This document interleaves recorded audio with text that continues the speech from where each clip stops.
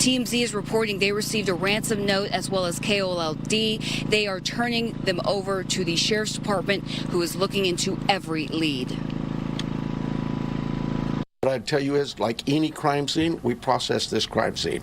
We gathered all the evidence we could, to include looking for what? Fingerprints, DNA, camera images, everything you can imagine, and we gathered that out. Those things have been submitted forward to labs, to technological companies to help us, and we're like you. We're waiting for those returns to come back.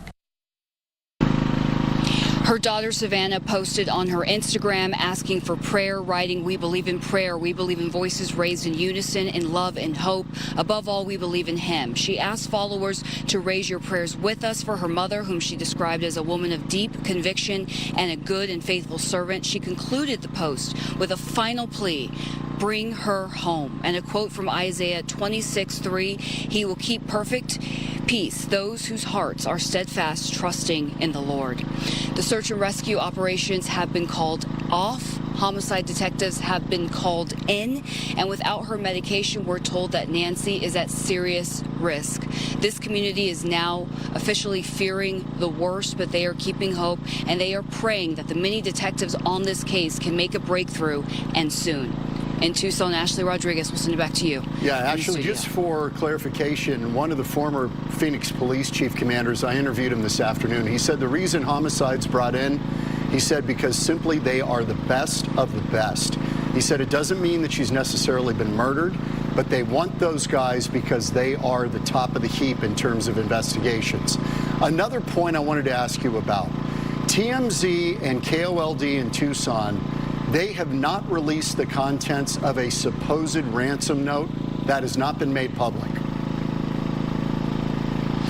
They have not released the contents. We know that they are asking for a certain amount of money, and the ransom notes mentioned a deadline when to get it, to get her back. But obviously, we have no idea if these notes are credible. That is why they were immediately sent over to the Pima County Sheriff's Department, who is going to be looking into them. In fact, they said, please send in any tips.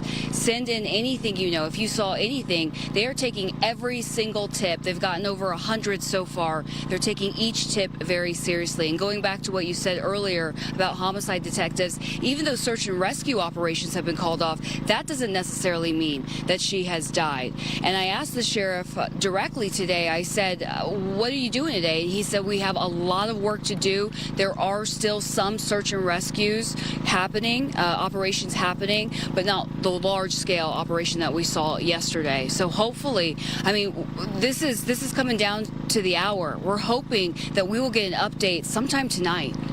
Good news, hopefully. We'll send it back to you in the studio. Ashley, you're there in the neighborhood near Nancy's home.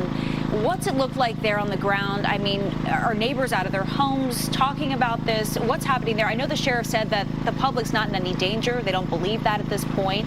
So what are people saying there?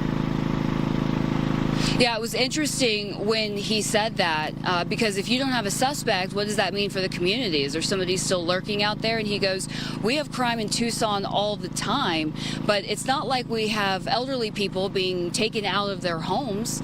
So he does not believe that the public is in any danger. I will be quite frank with you, it is a media circus out here. And while residents were a little bit more active yesterday and a little bit more talkative, they're pretty sick of our presence. There is a lot of media here, but there's no yellow tape around Nancy's home. I mean, you can freely walk up to it. There's not a large police presence at all.